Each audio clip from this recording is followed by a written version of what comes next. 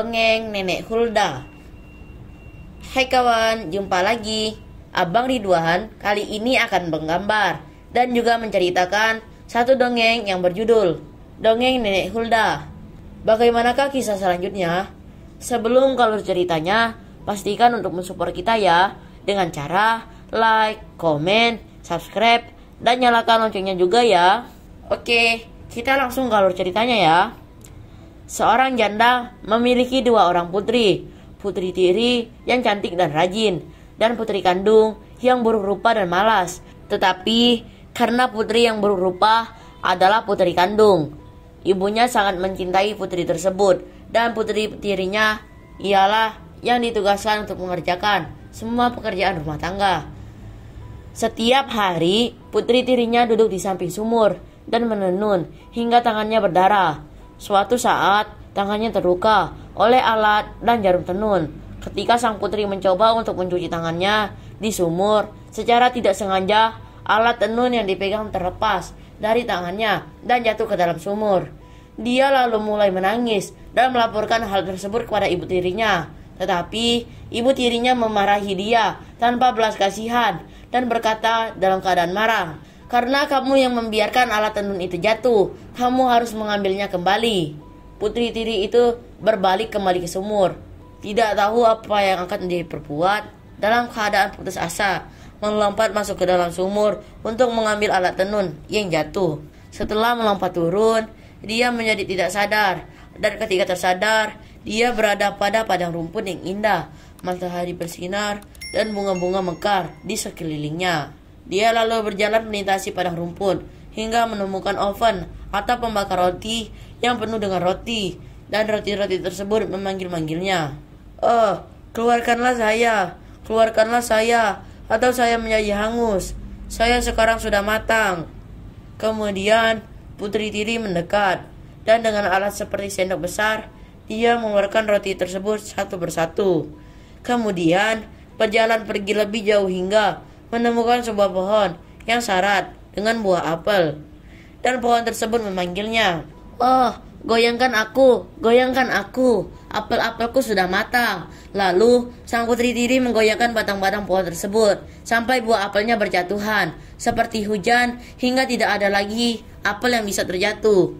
Kemudian dia mengumpulkan apel tersebut dalam satu tumpukan, lalu berjalan pergi lebih jauh lagi hingga akhirnya dia tiba di sebuah rumah kecil, dan seorang nenek yang sudah tua terlihat mengintip keluar dari rumah tersebut. Nenek tersebut memiliki gigi yang sangat besar sehingga sang putri tiri menjadi ketakutan dan berniat untuk lari. Tetapi nenek tersebut memanggilnya kembali.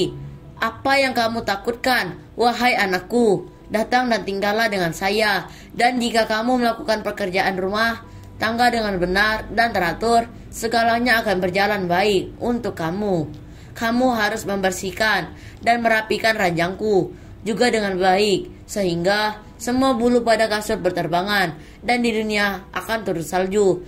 Karena saya adalah Nenek Hulda." Karena nenek tersebut bertutur kata dengan sangat baik, sang putri tiri memberanikan diri menerima tawaran Nenek Hulda dan mulai bekerja. Dia melakukan semuanya sehingga nenek tersebut puas, dan dia juga mengibas-ibaskan kasur nenek tersebut hingga bulu-bulu pada kasur berterbangan seperti salju. Dia hidup dengan bahagia dan tenang, tidak pernah bertentangan dengan sang nenek. Saat dia tinggal cukup lama dengan Nenek Hulda, dia mulai merasa sedih karena rindu akan rumah lamanya.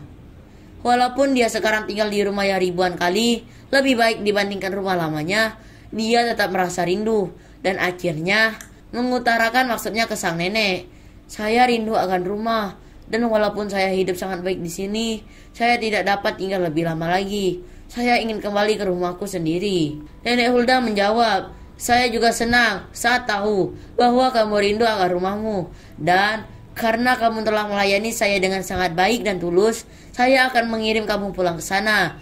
Dia selalu memegang tangan sang putri tiri, lalu menuntunnya melewati pintu yang sangat besar, dan ketika dia melewati pintu tersebut, dia dihujani dengan emas sehingga sekelilingnya penuh dengan emas. "Semua ini adalah milikmu karena kamu telah bekerja keras," kata Nenek Hulda.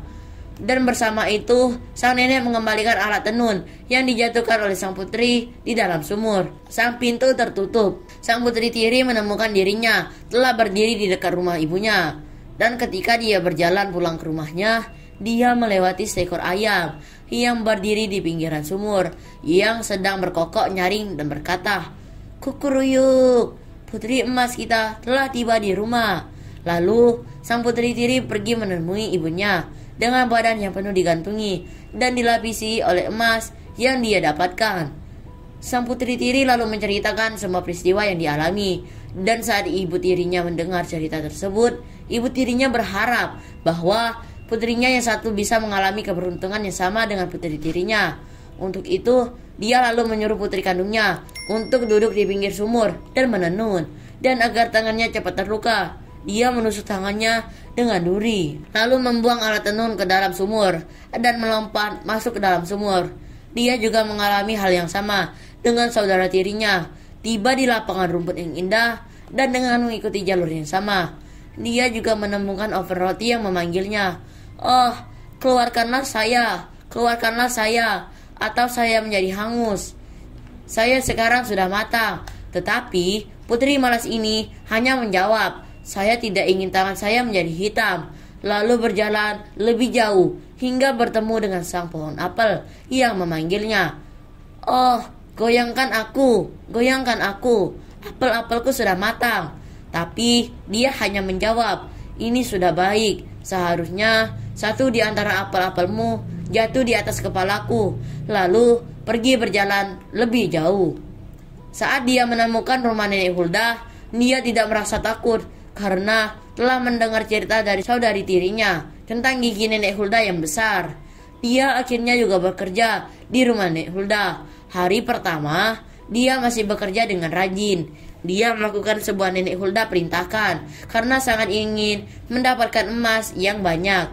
Tetapi hari kedua kemalasannya mulai muncul. Begitu pula dengan hari ketiga dan berikutnya. Sampai suatu hari dia tidak bangun pagi lagi. Akhirnya nenek Hulda tidak senang dengan putri yang malas tersebut dan memberikan peringatan bahwa kelakuan yang malas juga akan mendapatkan ganjaran. Lalu nenek Hulda mengantarkan putri tersebut melewati pintu besar, dan saat sang putri berdiri di pintu tersebut, bukan emas yang menghujani dirinya, tetapi cairan hitam seperti aspal. "Itulah balasan untuk pelayanan kamu," kata nenek Hulda sambil menutup pintu.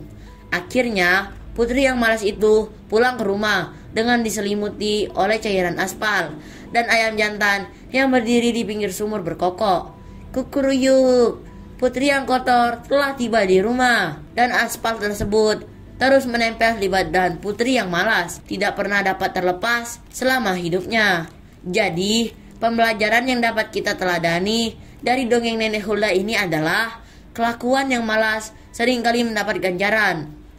Makasih banyak ya kawan-kawan sudah menyimak cerita kita kali ini. Sampai jumpa di kisah dan cerita yang lainnya dalam video menggambar dan bercerita. Terima kasih ya. Bye-bye.